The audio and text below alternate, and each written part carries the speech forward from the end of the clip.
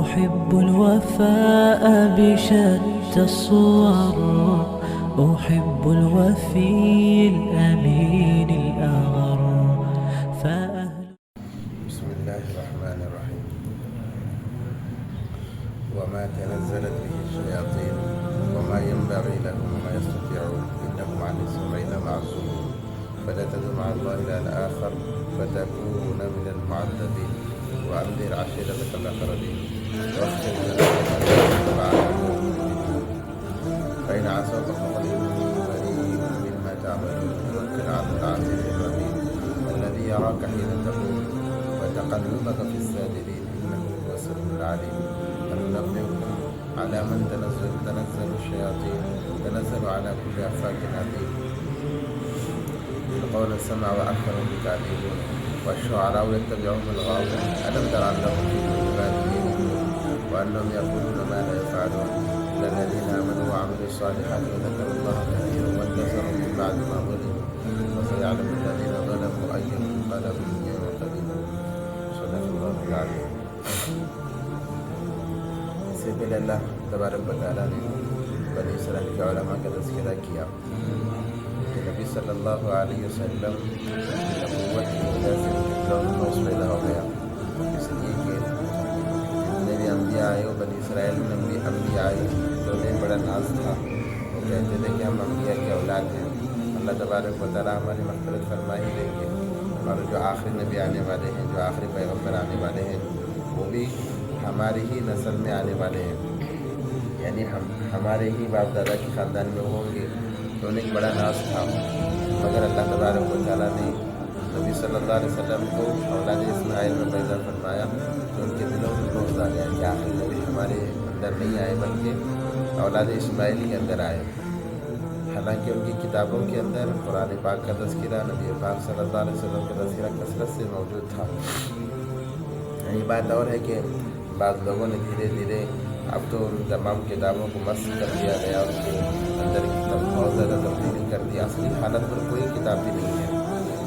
اسی لیے اہل سنت والجماعت کا عقیدہ ہے کہ اگر آسمانی کتابیں اپنے اصلی حالت پر باقی ہوتی، آسمانی کتابیں اگر اپنے اصلی حالت پر باقی ہوتی تو پھر مسلمانوں کے نکاح آسمانی کتابوں کو ماننے والے عورتوں سے جائز ہو جاتا، کیونکہ جو اپنے اصلی حالت پر باقی نہیں ہے اس لیے اس چیز کو بھی مسخ کر دیا گیا، یعنی ختم کر دیا گیا.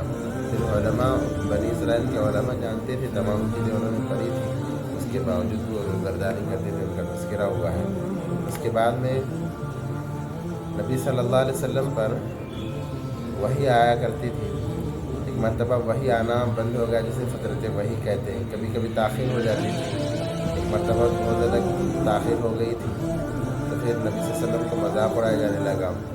ان آیتوں میں اس کا تذکرہ ہو رہا ہے کہ ایک مرتبہ نبی علیہ السلام پر وحی آنا بند ہو گئی، یعنی تاخیر ہو گئی.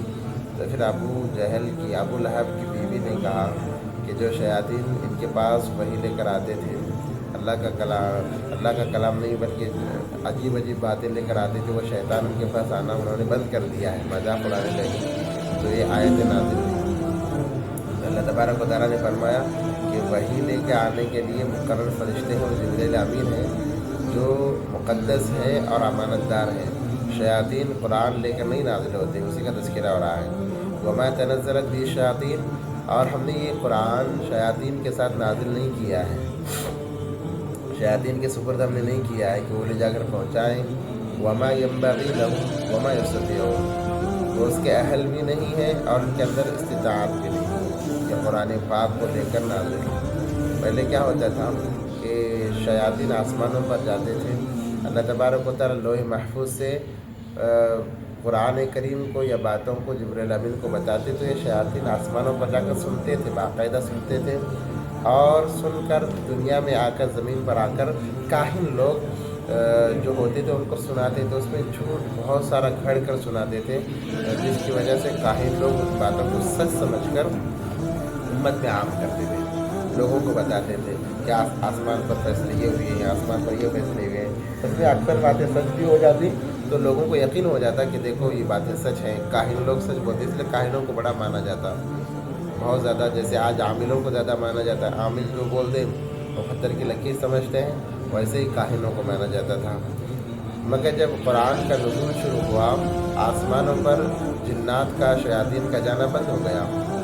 جب آپ بھی جب جاتے ہیں تو اللہ تبارک و تعالیٰ ستاروں کو حکم فرماتے ہیں کہ ستارے ان کی طرف پھینک دیے جاتے ہیں آگ کی گولے بنا کر، تو جا نہیں سکتے، سن نہیں سکتے۔ تو کہا گیا ان کے اندر طاقت نہیں اور استطاعت بھی نہیں رکھتے کہ وہ قرآن کو لائیں۔ انہم عن السمع لمعزولون، اس کے سننے سے انہیں معزول کر دیا گیا، قرآن پاک کے سننے سے آسمانوں پر جا کر انہیں معزول کر دیا گیا، یعنی روک دیا گیا۔ فلا تدع مع اللہ الہا آخر فتکون من المعذبین، آپ نہ بلائیں اللہ کے علاوہ کسی کو، کسی معبود کو بھی نہ بلائیں، فتکون من المعذبین۔ نبی علیہ السلام کے ذریعے سے امت کو سمجھایا جا رہا ہے کہ آپ اللہ کے علاوہ کسی کو نہ مانیں، اللہ کے علاوہ کسی کو نہ پکاریں، اللہ کے علاوہ کسی سے مدد نہیں، کسی ولی سے، کسی پیر سے، کسی سے بھی مدد نہیں۔ مدد صرف مانگنی ہے تو اللہ سے مانگنی ہے، ہر حالت میں اللہ سے مانگنی ہے۔ جو انسان اللہ کے علاوہ سے مدد مانگتا ہے، کوئی چیز مانگتا ہے، تو وہ شرک کرتا ہے، کھلی گمراہی کے اندر ہے۔ اللہ کو یہ چیز بہت زیادہ ناپسند ہے۔ اللہ نے فرمایا قرآن پاک میں، ان اللہ لا یغفر ان یشرک بہ ویغفر ما دون ذلک لمن یشاء، اللہ ہر چیز کو برداشت کر سکتے ہیں مگر شرک کو اللہ تبارک و تعالیٰ برداشت نہیں کر سکتے۔ کسی کے سامنے ہاتھ پھیلانا، کسی سے مانگنا، کسی سے منت سماجت کرنا، یہ شرک کے مقابلے میں۔ تو اللہ تبارک و تعالیٰ نبی علیہ السلام سے فرمایا کہ آپ کسی سے نہ مانگیں، کسی دوسرے سے نہ مانگیں، فتکون من المعذبین، ورنہ آپ زیادتی اپنے آپ پر کرنے والوں میں سے ہو جائیں گے۔ یہ نبی علیہ السلام کے ذریعے سے امت کو تعلیم دی جا رہی ہے، بندوں کو بتایا جا رہا ہے۔ وَأَنذِرْ عَشِيرَتَكَ الْأَقْرَبِينَ، اور آپ ڈرائیے اپنے قریبی لوگوں کو، اپنے خاندان والوں کو۔ نبی صلی اللہ علیہ وسلم پر جب وحی نازل ہوئی، 5 آیتیں سورہ علق کی نازل ہوئیں، تو نبی صلی اللہ علیہ وسلم ان آیتوں کو لے کر آئے، ڈرتے ہوئے، خوف کھاتے ہوئے۔ حضرت خدیجہ رضی اللہ تعالیٰ عنہ سے کہا زملونی، مجھے چادر اڑاؤ، مجھے بہت ڈر لگ رہا ہے، ایسا لگ رہا ہے جیسے میں مر جاؤں گا۔ خدیجہ رضی اللہ تعالیٰ عنہ باصلاحیت عورت تھی، بڑی سمجھدار تھی، انہوں نے کہا کہ آپ ڈریے نہیں، آپ خوف نہ کھائیں، اللہ آپ کو ضائع نہیں کرے گا، کیونکہ آپ مدد کرنے والے ہیں، آپ غم گسار ہیں، ہر ایک کے دکھ کے اندر ساتھ دینے والے ہیں، آپ فکر نہ کریں، ہمت دی۔ پھر وہاں سے وحی کا آنا بند ہو گیا، وحی کا آنا بند ہوا، ویسے ہی کئی زمانے تک بند رہا۔ پھر اس کے بعد میں سورہ مزمل یا سورہ مدثر کی آیتیں نازل ہوئی، تب اس کے بعد میں اللہ نے فرمایا کہ آپ اٹھ کر آپ دعوت دینا شروع کیجئے۔ پہلی وحی آتے ہی دعوت شروع نہیں ہوئی، جب تک سورہ مدثر کی آیتیں نازل نہ ہوئی کہ یا ایھا المدثر قم فانذر وربک فکبر، اے چادر اوڑھنے والے آپ اٹھیے اور اٹھ کر دعوت کو عام کیجیے۔ جب نبی صلی اللہ علیہ وسلم نے دعوت شروع کی تو خوشی دعوت دی، چھپ چھپ کے دعوت دی جاتی تھی، لوگوں کو دین اسلام کی طرف بلایا جاتا تھا، الغرض چھپ کر دعوت دی جا رہی تھی۔ مگر جب یہ آیت نازل ہوئی وَأَنذِرْ عَشِيرَتَكَ الْأَقْرَبِينَ کہ آپ علی الاعلان آپ دعوت دیجیے، تو نبی صلی اللہ علیہ وسلم صفا پہاڑی پر چڑھے اور جا کر آواز دی کہ یا صباحا، یہ ایک علامت تھی لوگوں کو جمانے کے لیے، جیسے آج مائک کے ذریعے سے اعلانات کیے جاتے ہیں، تو ایک دعوت تھی۔ تمام لوگ آ گئے صفا پہاڑی پر، پہاڑی کے قریب میں آ گئے، نبی علیہ السلام اوپر کھڑے رہے۔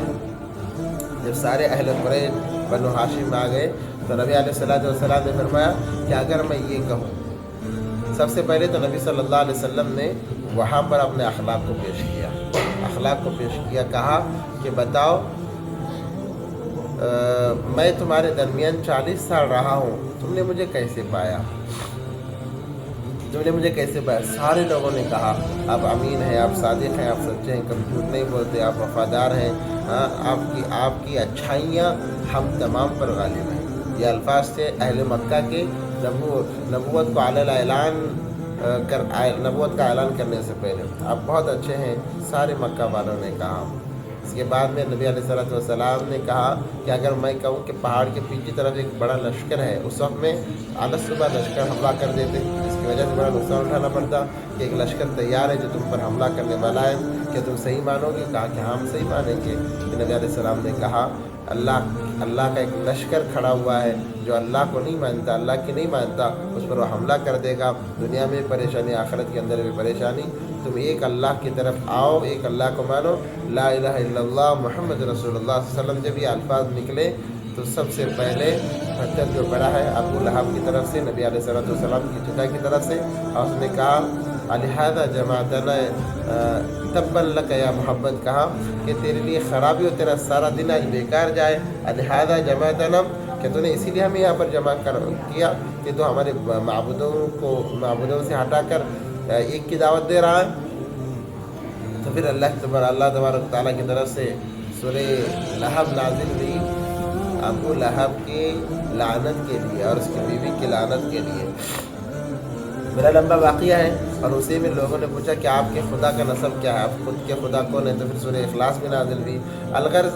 تو پھر یہ جب علی الاعلان دعوت دینے کا حکم ہوا، اس آیت کے بعد میں حکم ہوا، اس کے بعد نبی علیہ السلام علی الاعلان دعوت دینے لگے۔ وَاخْفِضْ جَنَاحَكَ لِمَنِ اتَّبَعَكَ مِنَ الْمُؤْمِنِينَ، اللہ نے فرمایا کہ دعوت کیسے دی جائے، اپنے آپ کو نرم بنایا جائے، اپنے مزاج میں نرمی ہونی چاہیے ان لوگوں کے لیے جو آپ کی اتباع کرتے ہیں۔ اگر آپ سختی بتائیں گے یہ لوگ آپ سے کر جائیں گے، اس لیے دعوت دینی چاہیے، سختی سے نہیں، زور سے نہیں، بلکہ نرمی کے ساتھ میں دعوت دینی چاہیے۔ فَإِنْ عَصَوْكَ فَقُلْ إِنِّي بَرِيءٌ مِّمَّا تَعْمَلُونَ، اگر وہ آپ سے روگردانی کرتے ہیں، آپ سے منہ موڑتے ہیں، آپ کہہ دیجئے میں ان تمام سے بری ہوں، اب میری کوئی ذمہ داری نہیں ہے، آپ کا کام پہنچا دینا ہے۔ وَتَوَكَّلْ عَلَى الْعَزِيزِ الرَّحِيمِ، آپ بھروسہ کیجیے، توکل کیجیے اس اللہ کی ذات پر جو بڑے مہربان نہایت رحم کرنے والے ہیں۔ الَّذِي يَرَاكَ حِينَ تَقُومُ، وہ لوگ جو آپ کو دیکھتے ہیں کھڑے ہوئے نماز کی حالت میں دیکھتے ہیں، آپ کا چلنا پھرنا دیکھتے ہیں۔ وَتَقَلُّبَكَ فِي السَّاجِدِينَ، پلٹ دیتے ہیں سجدوں کے اندر، جب آپ سجدے میں ہوتے ہیں تو یہ لوگ تمام آپ کو دیکھتے ہیں۔ انه هو السمیع العلیم، یقیناً وہ ذات سننے والی اور جاننے والی ہے۔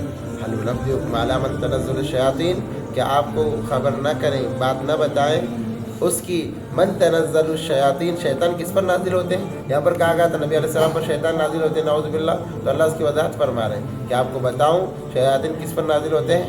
تنزل علی کل افاک عظیم، ہر نافرمان پر شیطان نازل ہوتے ہیں، ہر نافرمان انسان پر شیاطین نازل ہوتے ہیں۔ یلقون السمع واکثرهم کاذبون، اور وہ القاء کرتے ہیں جو کچھ انہوں نے سنا ہے، واکثرهم کاذبون، اکثر اس میں جھوٹ ہوتا ہے۔ جنات جو جاتے ہیں، شیاطین جاتے ہیں، جو سنتے ہیں اس کو بیان نہیں کرتے، ایک بات سچ جو 100 باتیں جھوٹ بیان کر دیتے ہیں۔ والشعراء یتبعهم الغاوون، اور شعراء شعر و شاعری کرنے والے ان کی اتباع کرتے ہیں۔ الم تر انہم فی کل واد یہیمون، کیا آپ نے نہیں دیکھا کہ ہر کوئی ایسے جو شعراء ہوتے ہیں، جو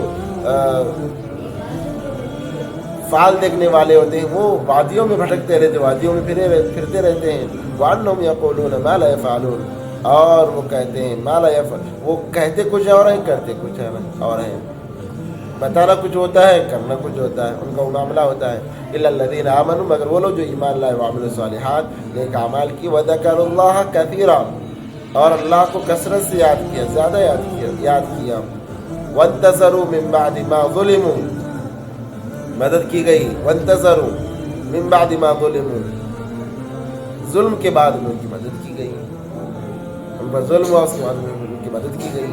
وَسَيَعْلَمُ الَّذِينَ ظَلَمُوا أَيَّ مُنقَلِبٍ يَنقَلِبُونَ، تو اللہ تبارک و تعالیٰ اس کے اندر وضاحت فرما رہے ہیں کہ آپ کا کام پہنچا دینا ہے، بتا دینا، نرمی کے ساتھ میں، سختی دین کے اندر نہیں ہے۔ لا اکراہ فی الدین، کسی پر دین تھوپا نہیں جائے گا، نرمی سے، اطمینان سے سمجھایا جائے گا۔ اگر وہ سمجھتا ہے تو ٹھیک ہے، اگر نہیں سمجھتا ہے تو پھر کوئی مسئلہ نہیں ہے، کوئی مسئلہ نہیں ہے۔ اللہ کی ذات، اللہ کا دین اتنا آسان اور سستا تھوڑی ہے کہ ہر ایک پر تھوپا جائے۔ جو سمجھنا چاہے اس کے لیے اللہ نے ہزاروں راستے کھولے ہیں۔ تو اللہ تبارک تعالیٰ نے اس بارے کے اندر اس چیز کی وضاحت فرما دی کہ وہی لانے والے شیاطین نہیں بلکہ جبرائیل امین، اور نیک لوگوں پر شیاطین نازل نہیں ہوتے، شیاطین تو نافرمانوں پر نازل ہوتے ہیں، نافرمانوں کے کانوں میں باتیں بھرتے ہیں، جس کی وجہ سے وہ آگے کی چیزیں بتاتے ہیں اور لوگوں کو گمراہ کرتے ہیں۔ اس میں سب سے زیادہ کاہل لوگ ہوتے ہیں۔ اللہ سے دعا ہے کہ اللہ